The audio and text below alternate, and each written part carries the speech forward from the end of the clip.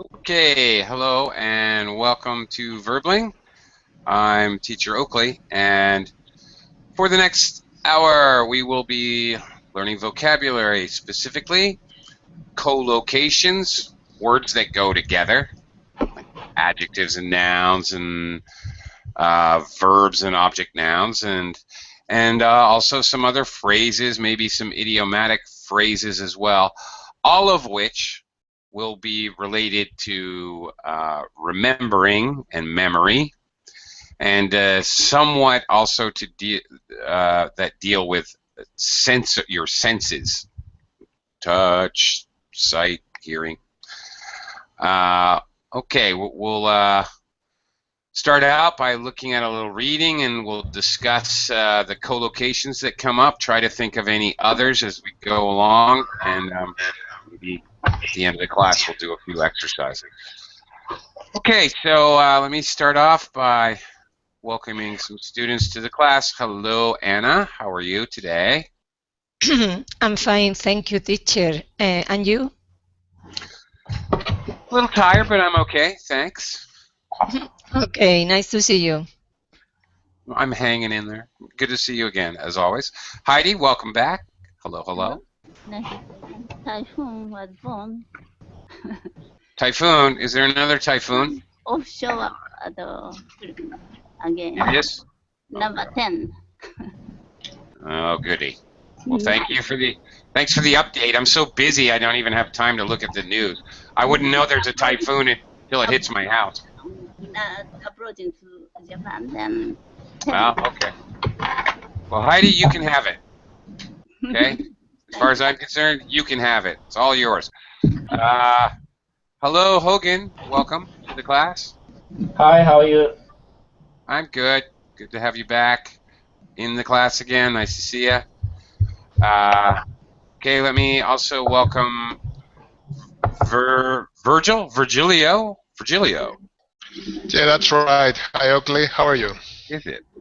Okay. I'm pronouncing your name correctly, Virgilio? Yeah, it's correct, Oakley. Cool. Thanks. You are pronouncing my name correctly as well. Good job. Okay. Welcome. Thank you. Welcome to the class. Also, Wasu is back. Hi, Wasu. Hi, teacher. How are you? I'm good. Nice to have you back in class. Good to see you again. Yeah. Okay, and I'd also like to welcome Rebecca. Hello, Rebecca. Hello, good morning for me. How are you? Good morning for you. Good afternoon for me. Okay, good afternoon. Where are you right now? Well, I'm originally American, but I currently live in the Philippines. Oh, yeah, sure. You told me that. Yes, sure. Yeah. So good afternoon. Well, thank you. Also, let me welcome Julio or Julio. Hello, teacher. How are you? I'm okay. Should I call you Julio or Julio? Julio. Julio. Yes. Okay. Great. Nice looking dog you have in your avatar picture there, Julio. Yes, French bulldog. Oh, yeah. Very cool. He looks quite sophisticated. I'd like to see him in a suit, maybe with a bow tie would be nice. You could arrange that and put it on your avatar. That would be great. I would enjoy Okay. I will do that. Nice to have you with us, Julio. Okay, looks like we filled up the class. Let me welcome Frank. Hi, Frank, again. Hello. Hello. Welcome back. Welcome back. Well, thanks. Okay, and last but not least, it's I can't see your full name. All I see is Hern, H-E-R-N. Is it Hernandez? I'm not sure. Hello, and welcome. Can you hear me? Yes, I can. What is your name? Okay. Hernan. One more time, please. Sorry. Hernan. Hernan.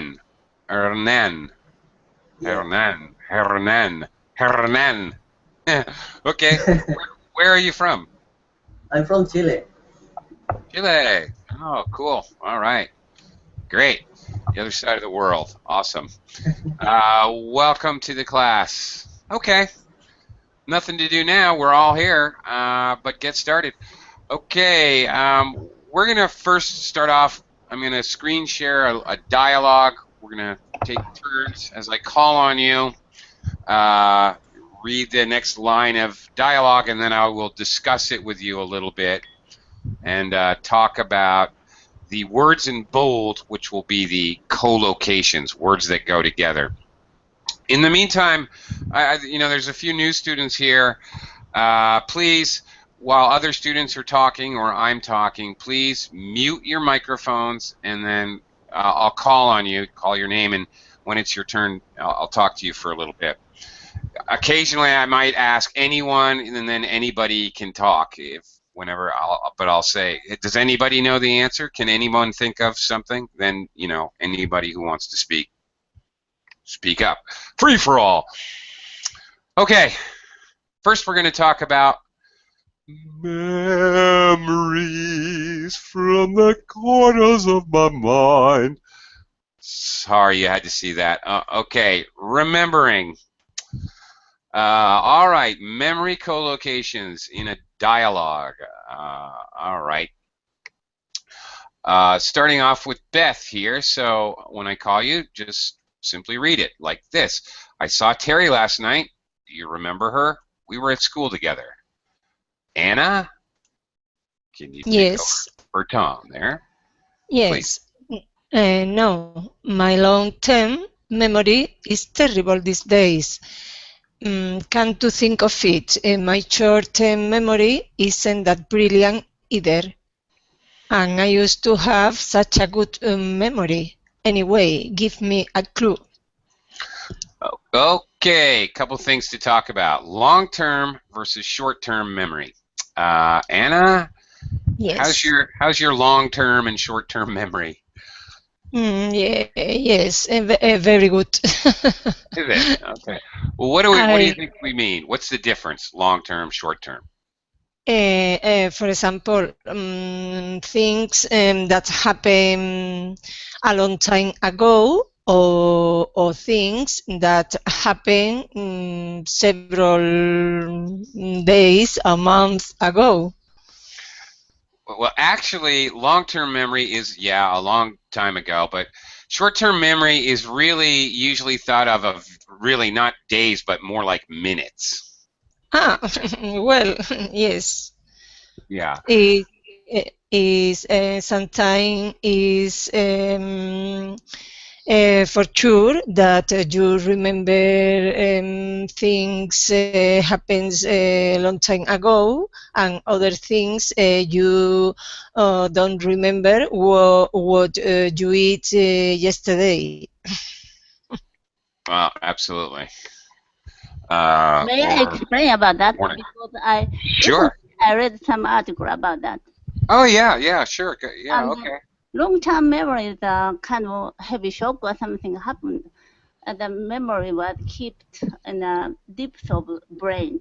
But short-term memory is a different place. It disappeared soon.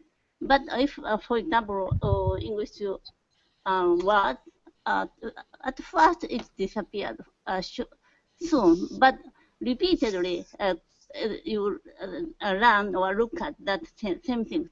It became a long-term memory. Mm-hmm. Which is exactly the problem with what we're doing right now, learning vocabulary.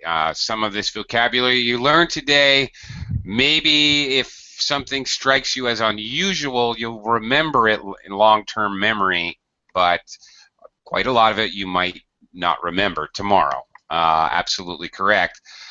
One way to get around that, especially doing this little vocabulary, is try to.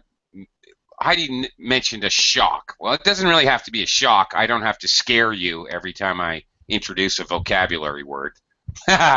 Although that might be fun for me. If you can somehow make it unusual in your brain or associate it with something unusual, that will actually help you to remember. Whether that is by visualizing a strange picture or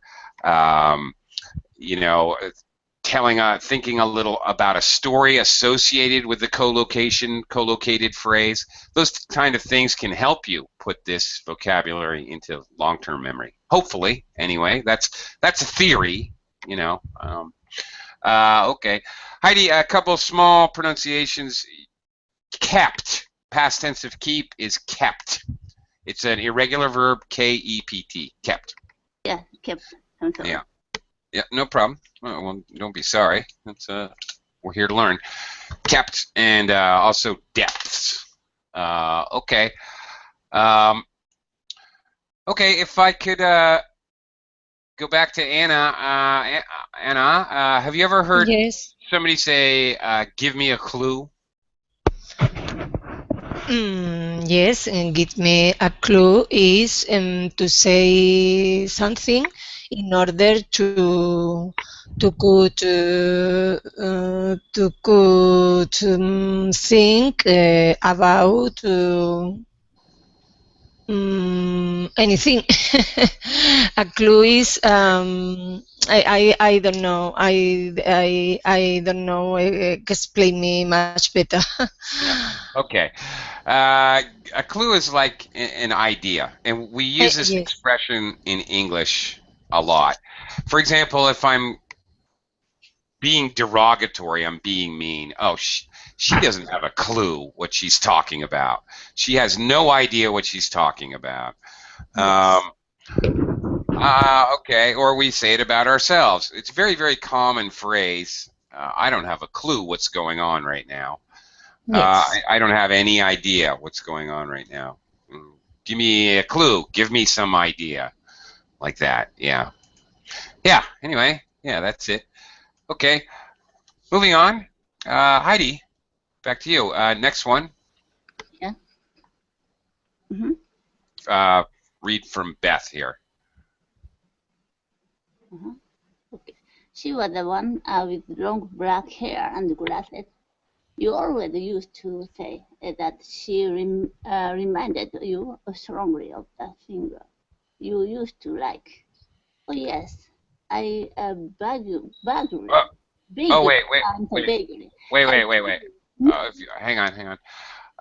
Okay, hang on. Let's just do one person in the dialogue at a time. Okay, so all right. So the verb remind. Okay.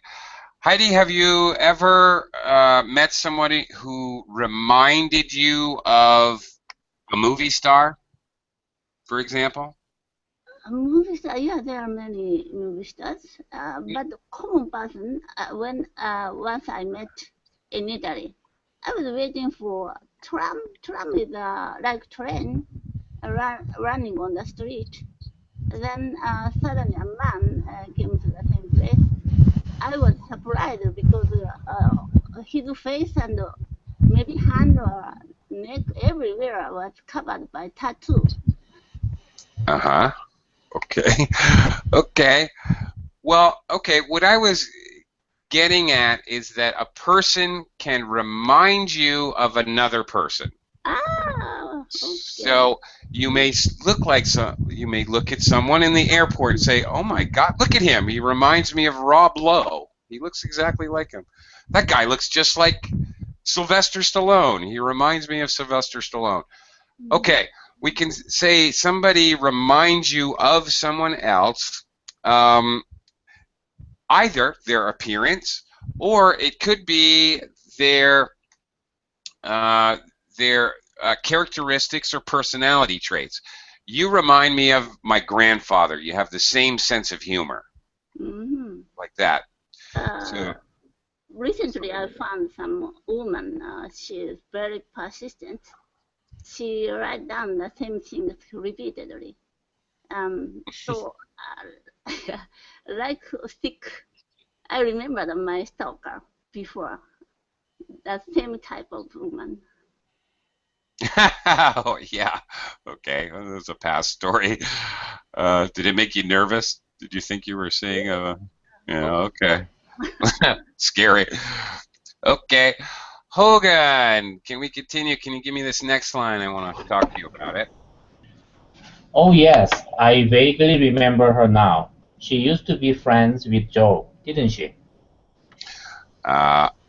Okay.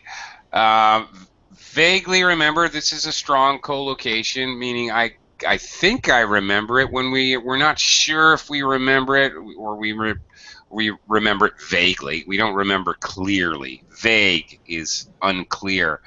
Do you know any, Hogan, do you know any idiomatic expressions that we use when we vaguely remember something? For example, a name. If I say a name and it sounds familiar, but you don't quite know, why do I know that name? Do you know an idiom that we use for that? I don't remember that. I don't know. You don't know? It would be very common to say, it rings a bell. Oh, that name rings a bell. Oh, rings a bell. Oh, that rings a bell. Okay, meaning that you vaguely remember it. You almost, it seems familiar. You might even say, oh, that seems familiar. If you say it seems familiar, it means you don't remember it clearly, but it sounds like something you once knew in your short-term memory, I guess. Okay. Okay. Okay. Does that ever happen to you, Hogan? You ever hear something and it rings a bell, but you don't know why you remember it or where it's from? Yeah, sometimes it happened to me. Mm-hmm. I don't know how my brain works. Yeah, I don't know how your brain works either. I don't know how my own brain works. Ever. Okay, I'm going to continue here. Virgilio, are you there? Yeah. Okay. I'm here. If you could read, well, this is a long one, so let's see. How about you read up to here, because I want to talk about. Okay, read up to there from. Okay. Beth. Yes, Yeah. I'd clean forgotten about her too. She ran over to me in the street and said hello. My mind went blank. Okay. Okay. Clean forgotten her. Okay. What does that mean? I clean forgotten her. And really, it's the intonation would be. You don't say I'd clean forgotten her. I'd clean forgotten her. You would exaggerate it with an exaggerated stress. Oh, I'd clean forgotten it. What does that mean? That you have forgotten completely. Yes, that's right. And it is stressed or extreme. We're trying to exaggerate the fact when we say this. Very strong collocation, by the way. Clean forgotten. I forgot all about it. I'd clean forgotten it. Okay. What, on the other hand, Virgilio, does it mean when Beth says her mind went blank? That you have no idea at all. Okay. What are some other circumstances where your mind can go blank? When you get drunk? Well, yeah. But the problem is when you're drunk, you don't realize your mind is blank and you speak anyway. That's the problem with that. No, usually your mind goes blank because you panic or you don't know what to say. We use this expression. For example, in a job interview, or you get on the elevator and your boss is in the elevator and he asks you a direct question about some important business matter. You have no idea what to say. In this case, somebody she doesn't even recognize just starts talking to her. What? You have nothing to say. Could I use this expression for an exam? Absolutely. Perfectly great example, in fact. When you're under stress and you need to think of something to say fast, yeah, I sat down at the exam and my mind just went blank. Absolutely. Yes, that's exactly the idea. Very good. Okay. Let's move on. Wasu, can you finish up this part of the dialogue? Yes, I could remember her face, but I completely forgotten her name. Keep going. It's okay. Oh, okay. But when we start talking, the memories came flooding back. My earliest memory of her is that we all went to the beach with her parents one weekend when we were about 12. Okay. All right. The speaker talks about, I remember her face, but I've forgotten her name. Wasu, are you good at remembering people's faces or good at their names? Or both? Or neither? I prefer recognize face more than name, and I ever had this situation. I can remember her face, but I can't recognize the name. Okay. Recognize. Don't forget the z at the end. Okay. Recognize their face. Most people, I've asked a lot of students this. Almost everyone says, "Oh, I remember faces much better than names." Yeah. Rarely do people say they remember names. But okay, that's a very common kind of, I don't know, small talk question. Oh, I don't remember. I can't remember names. But I remember faces. Lots of people say that when they're talking about meeting people from their past. It's very common. Oh, I remember the face, but I can't place a name. Okay, we might say, oh, I remember her. I remember her face, but I can't place a name. This would be a very common expression. I can't put a name to the face is another way to say the same thing. I can't put a name to her face. I remember her. I vaguely remember her. Okay, memories, another collocation. Good, strong collocation here. Memories come flooding back. Okay, Wasu, some people say that your sense of smell can really help your memory. Actually, there's been a lot of studies. Do you think that's true? Smell? Smell. Like you... What? Okay.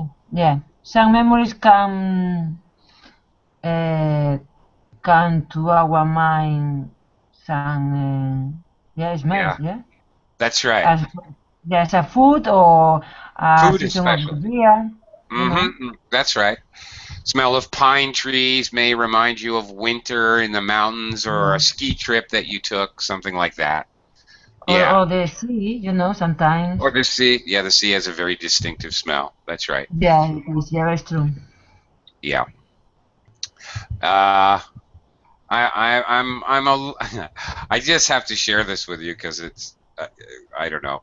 I'll try to tell it briefly. A little story about memories coming flooding back because of a sense of smell. I used to be a chef. I had some career changes. I was a chef for quite a few years. And when I was a chef, I worked with a guy who was the purchasing agent for the big resort where I worked. And he was Austrian. And he had been around in World War II. And one day we were cooking squash. We're getting ready for Thanksgiving. So we're cooking the squash, and you add a little brown sugar and butter, and the cooks are all working around a big table, and we're all talking to each other, and we could smell the turkeys roasting, and we're talking about Thanksgiving and our childhood memories of family and our holidays in the past. And oh, the smell reminds me of sitting at the kids' table and waiting for my mother to make me a heaping plate of turkey and potatoes and squash. And we're sharing our wonderful memories. And suddenly this old Austrian guy that I worked with, out of nowhere, in a lull in the conversation, he says, "I cannot stand the smell. It reminds me of the death camps." It was What? What? It was quite a downer. I will tell you, very shocking. Oh wow! So it affected him a completely different way. He's Austrian. He worked at the camps. Okay, I think you know what I'm talking about. So the smell of squash for him had a very terrible memory. Yeah. When for us it was all, lovely family and loving friends and all that. Okay, one more collocation here. My earliest memory. Wasu, what is your earliest memory?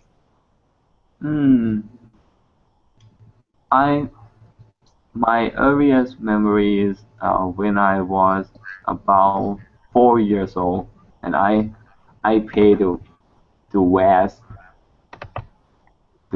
to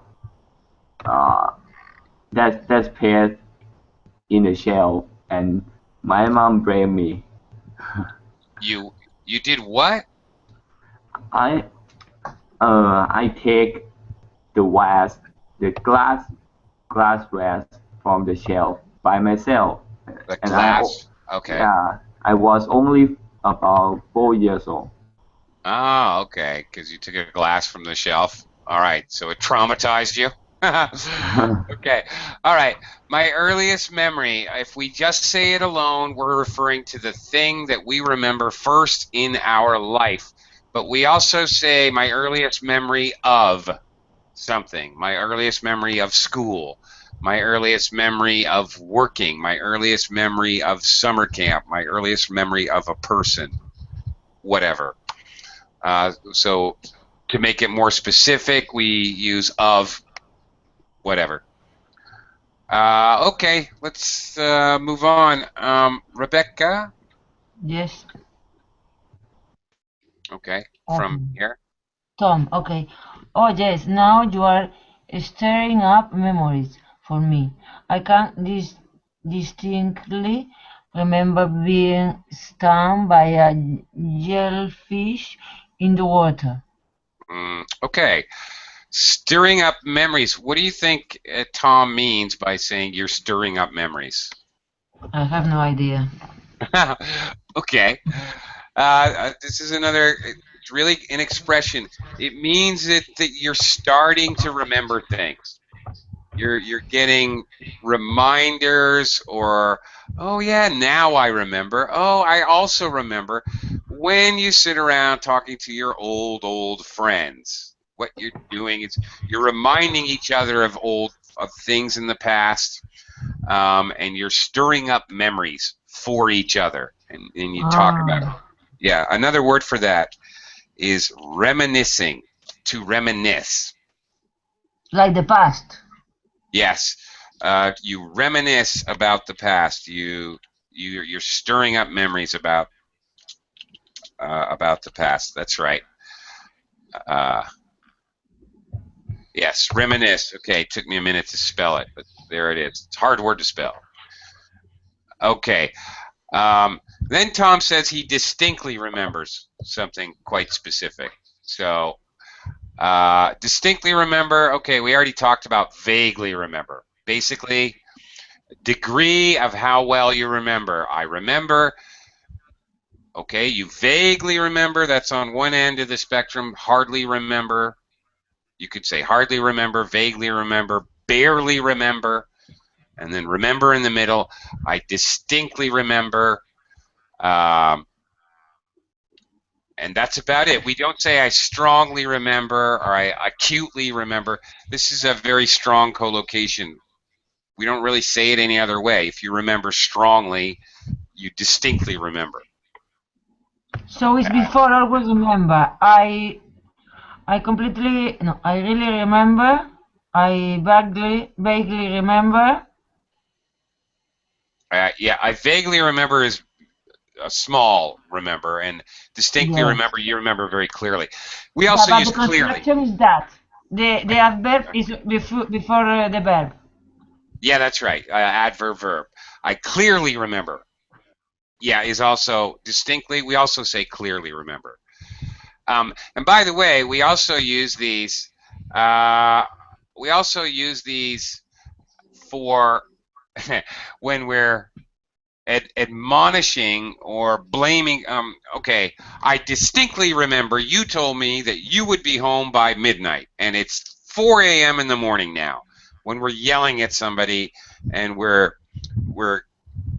calling them out about something they said, a promise they didn't keep. All right, they didn't keep a promise. They promised they'd do something. Very common for English speakers to say, I distinctly remember you said, to emphasize the point, well, that they're lying. Okay, Anna, you mentioned that you cannot see the Verbling chat box. Yes.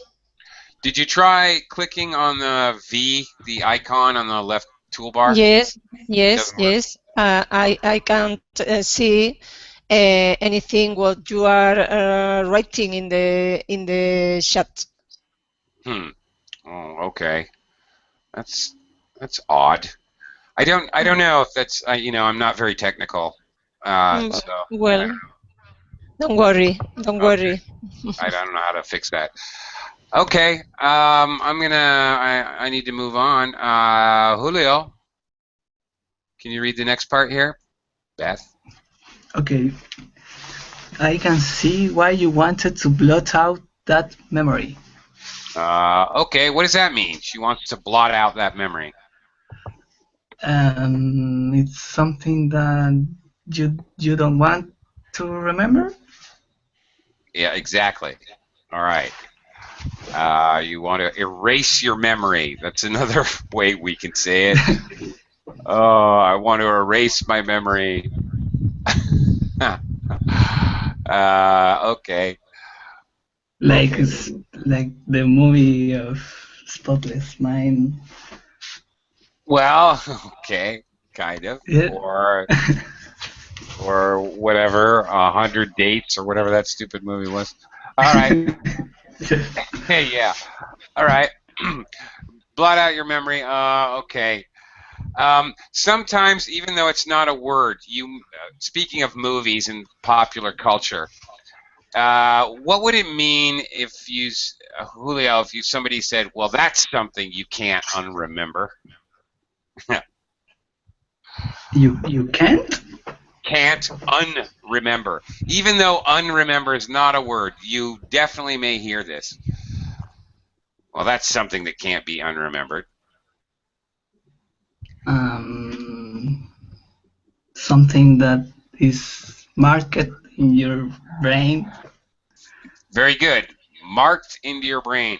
Branded into your brain. Marked into your brain. Very good, Julio. That's exactly what I wanted to get at. It's something that's so strong that you will never forget it. For example, Julio, you saw your grandmother dancing around in her underwear.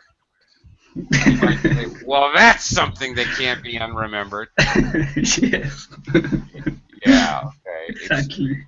It's marked into your brain. Now you're imagining something you don't want to imagine. Okay.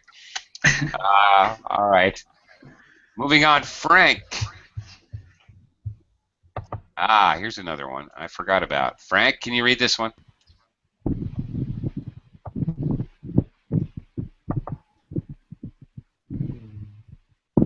I can vividly remember it now, though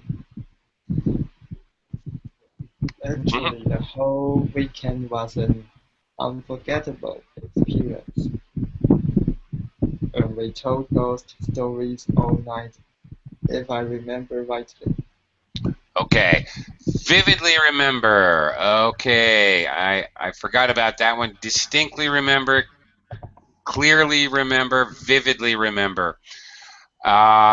Usually, okay, distinctly remember or clearly remember, I had mentioned when we're yelling at somebody about a promise. Vividly remember, although it's the same idea, we don't use it that way.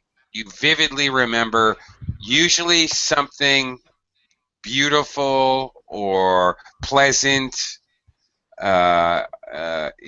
inspiring, something good. Generally, we use this collocation to talk about nice things. Okay, it's an unforgettable experience. Frank, have you ever had an unforgettable experience?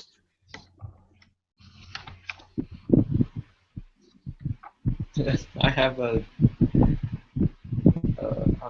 unforgettable experience. Okay.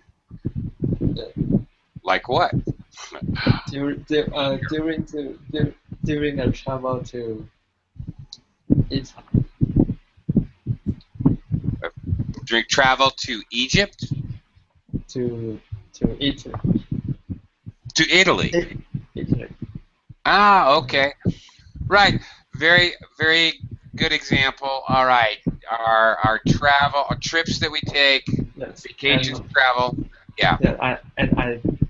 I went to the wrong room. You went to the wrong room? Yeah, and I told Oh, yeah. you. Yes, I That, remember. yeah. I remember this story. Yes. Yeah, okay. I don't think we have time for that story again. But in any case, just traveling is usually an unforgettable experience. We usually remember a lot more. We have a lot more long-term memory about when we go on vacation and travel than of course, our ordinary lives. This last phrase here, if I remember rightly, possibly, if I remember correctly, we say this, we're talking about something we remember or something someone else said, perhaps, if we're not 100% sure. Instead of, I distinctly remember you said, if I remember correctly, you said that you would be here at 3 o'clock. So we use this when we're not absolutely sure.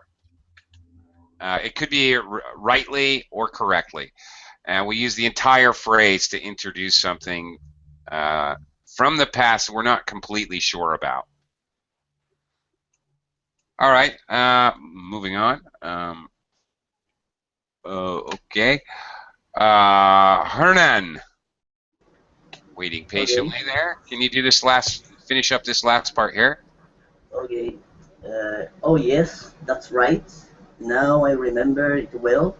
It's terrible how memories fade as time passes, isn't it? Isn't it? Mind you, I'm happy to lose some of my more painful memories of school. Okay. Now, this phrase, remember it well, may well just go with oh yes. Oh yes, I remember it well. Okay, when somebody, I don't know, brings up something from the past like this, they're discussing old experiences, old stories, shared experiences. When you're, again, reminiscing, it's very common for somebody, I remember it well. Yeah, I remember that. Okay. It's very common for somebody to express that idea. Okay, Hernan, memories fade. What's the meaning here? Could be when the memories disappear slowly. Exactly what it means. Very good. Memories fade. Another strong collocations. Well, memories fade through time. Okay. All right. It's a curse and a blessing. The bad memories also fade. So, you know what they say, time heals all wounds. Is what they say. Speaking of wounds, painful memories. Okay, obviously, painful is negative. Painful memories. Memories that cause us pain. And okay, disturbing memories. Whatever negative words, Hernan, can we use? Negative word, adjective with memories. Painful memories, horrible memories. Mm-hmm. Terrible. Terrible memories, maybe. Yeah, okay. right. Yeah. I don't know. I don't know either. I'm trying to. I just had a couple, and then I can't remember them. I had a couple. Speaking of which, on the tip of my tongue, I had something I wanted to share with you on the tip of my tongue. Meaning I was about to say it, and then I forgot what I was going to say. It was on the tip of my tongue. All right, when there's something you can feel, you almost remember it, and then you forget it. You can't remember it. It's on the tip of my tongue. Or someone says, "Oh, okay, who was the musician who played that song, Rockabilly Boy?" Oh, I remember. I know. I can picture the album. I can remember him. He always wore a cowboy hat. Oh, it's on the tip of my tongue. Like that. You remember, but you don't clearly remember. Okay. Okay, well, error warning. I've forgotten my homework. I left it at home. You can't say I've forgotten my homework at home. All right. Sounds a little weird, but I don't think that's a big deal. Okay, we're going in another direction here. We're going to talk about sensing. These are problems, letters from a magazine.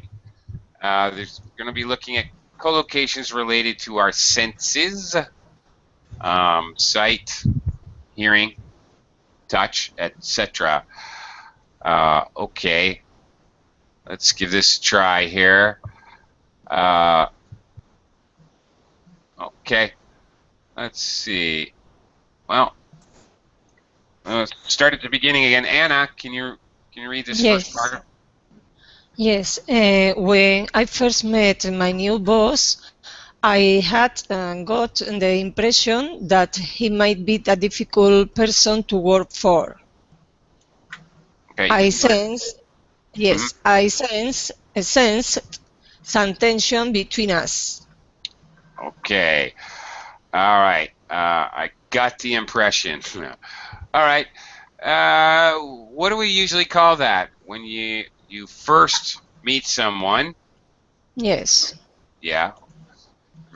I don't know why it doesn't give that collocation, but first impressions.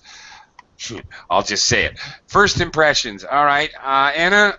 Yes. What do I mean when are you good at first impressions or not? Do you know what I mean? Yes. But you ask me if I give to people a good impression. No. What do I mean? That's not what I mean. If I say, "Are you good at first impressions?" I don't mean, "Are you good at giving a good first impression?" If I said that, then that's what I mean. Are you good at giving a first impression? Then you would be correct. That's what I mean. What I mean, without the verb giving, are you good at first impressions? What I mean is, are you good at interpreting? So your first idea about someone, are you usually right? If I feel good good vibrations between us, yes. Okay. Good. No, that's good. Good vibrations. Yes, it depends on what I feel when I meet a people the first time. Right. And so if you're good at first impressions, then you're usually right later.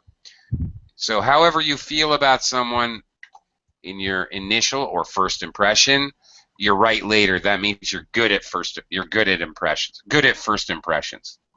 And okay, you have to say, you really have to say first impressions.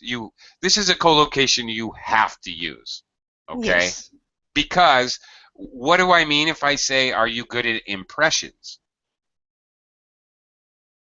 Mm-hmm. Yes. Now, okay, what do I mean? If I don't use the word first, are you good at impressions?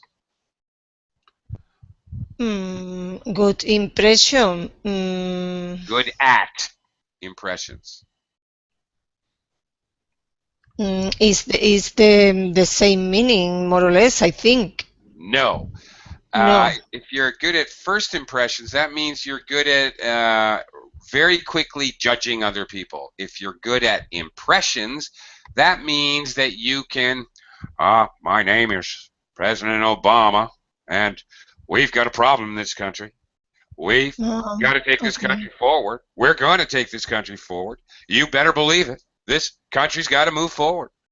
Okay, you're good. That was a terrible, terrible impression of Barack Obama. You can imitate other people. Totally different meaning. Okay, right. okay. Okay. So it's Thank very, you. very. So okay. So there you go. You can be good at giving a first impression. Means the other people think well of you. You can be good at first impressions, meaning you're good at judging people quickly, or you can be good at impressions, which means you can imitate other people. Very distinct meanings. So you got to be careful there. Okay, thank you, teacher. All right. All right, so vibrations. Speaking of your vibrations there, Anna, you sense some tension. Yeah.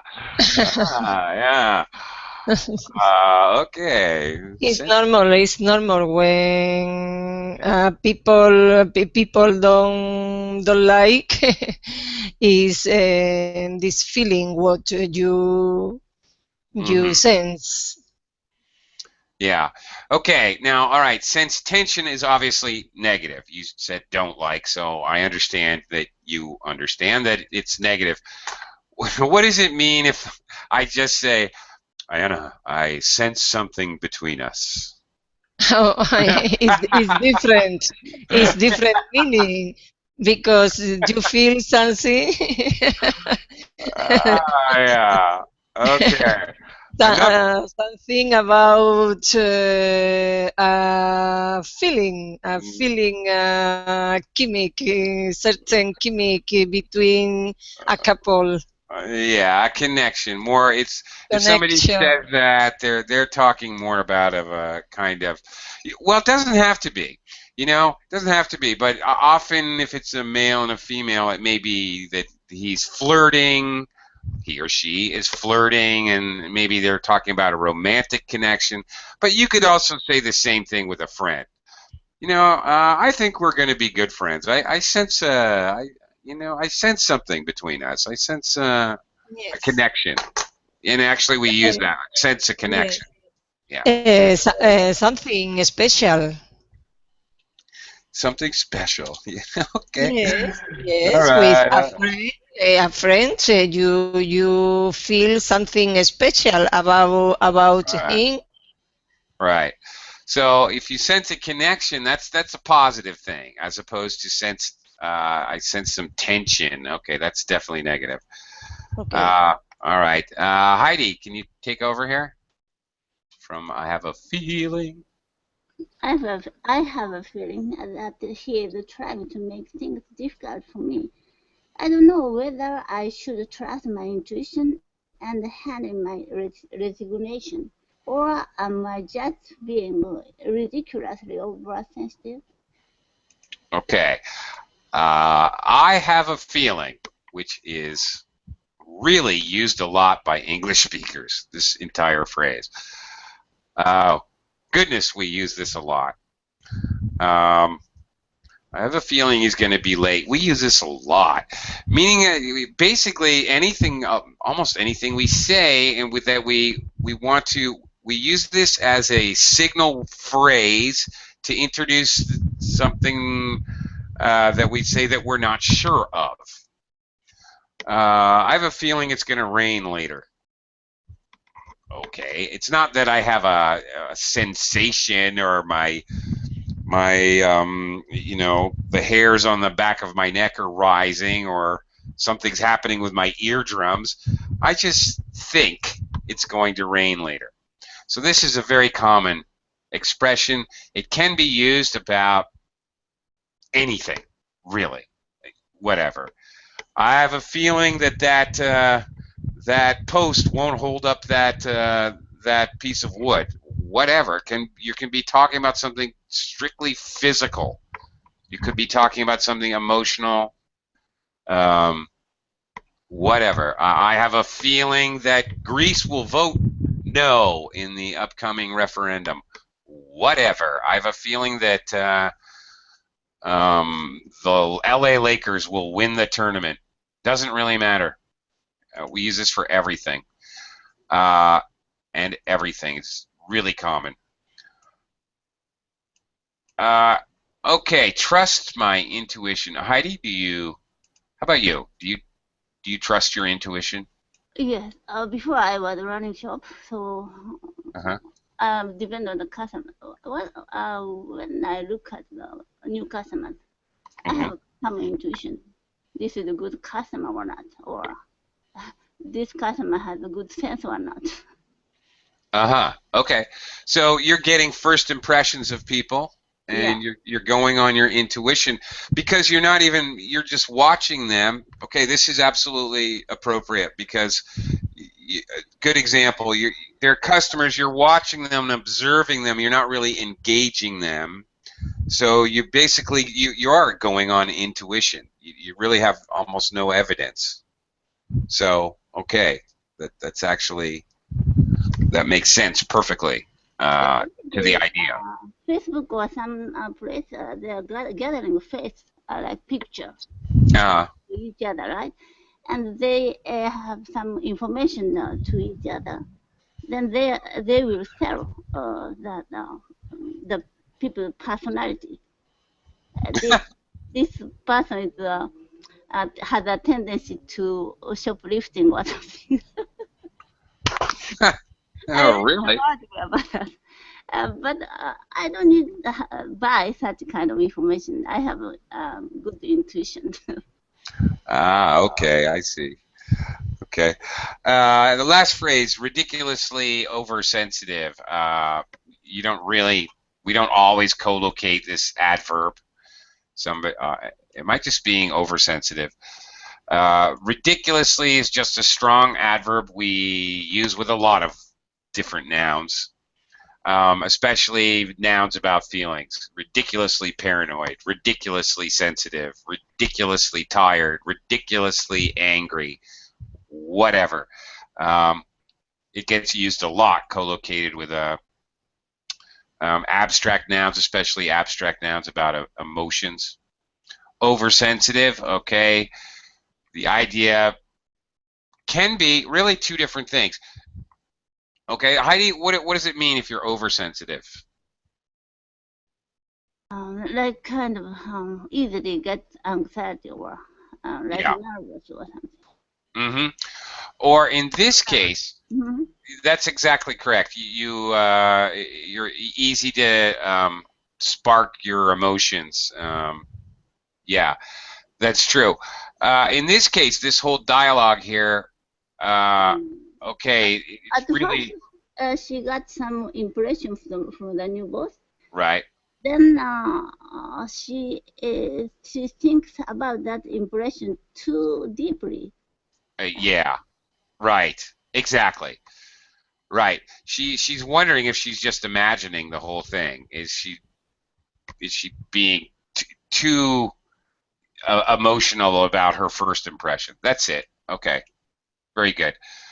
Okay. Nader, welcome to the class. Sorry I didn't say hello. Hi. How are you? Okay. Fine. How are you?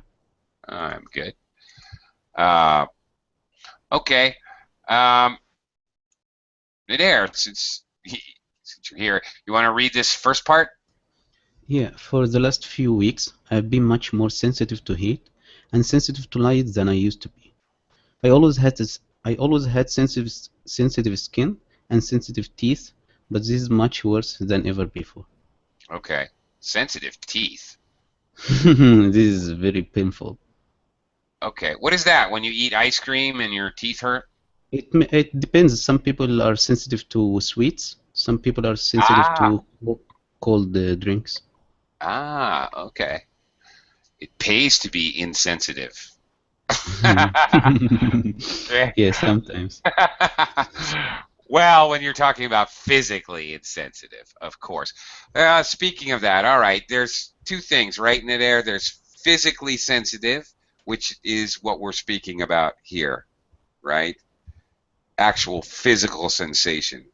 And then there's emotional sensitive, which is what we were talking about with Heidi earlier. Sensitive to heat, what does that mean? I don't even know what that means. Do you know? Yeah, you cannot bear heat or you cannot stand heat. Really? Okay. Didn't know that existed. Some people, the ability to stand heat differs from person to person. Oh, yeah. Or even from time to time, some people get heat stroke very easily. Ah, okay. Interesting.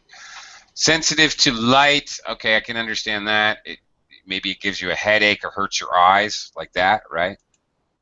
Mm-hmm. Sensitive skin. Yeah. Yeah. Okay. I know about that. Actually, I don't know about that because I don't have sensitive skin. I can shave with a spoon. Really? Actually, people who are insensitive are very happy, emotionally and right? physically. Really? Are you just saying that, or something you read or something? No. This is my opinion. Oh, okay. All right. Okay. Let's finish up. We've only got a couple minutes. Hogan, can you read this last section here? Sure. My hands have also started going numb if I get it or cold. I used to have an acute sense of smell and acute hearing, but I don't anymore. Okay. Your hands are going numb. Uh-oh. That can't be good. What is numb? What does that mean? Numb is not sensitive. You do not feel anything. Okay. Sometimes, Hogan, have you ever felt pins and needles? Oh, yeah, sometimes I do. It's not very frequently, but sometimes. Okay. Like, has your foot ever fallen asleep? What does it mean? Your foot falls asleep when, for example, sometimes when I'm sitting here talking to you guys at my desk, I fold my feet back under my chair, and even put one foot on top of the other, and so I cut off the circulation in my feet. Oh, okay. Yeah, it's kind of numb, so you don't feel anything temporarily. That's right. That's right. And you might stumble when you stand up. Yeah, that right. So when your foot wakes up, so to speak, the circulation comes back. You feel pins and needles, or if your hands are, especially your hands or feet, get very, very cold in the winter time, and then when they thaw out, when they get warm again, you get that prickly feeling, pins and needles in your. Yeah, I know what you mean. Yes. Yeah. Okay. What is an acute sense of smell? Acute is very sharp. Oh, there it is, right below. Okay. Yeah. Yeah, of course. Yeah, that's right. Very sharp, sensitive, very good hearing or smell. Well, okay. We didn't really make it to the exercises today, but we had a lot of material there. Okay. I hope you learned some interesting collocations, phrases, and idioms. But that's about all we have time for. Thanks a lot, everyone, for joining me today. We'll see you again real soon, I hope. Thank you. Bye. Thank you.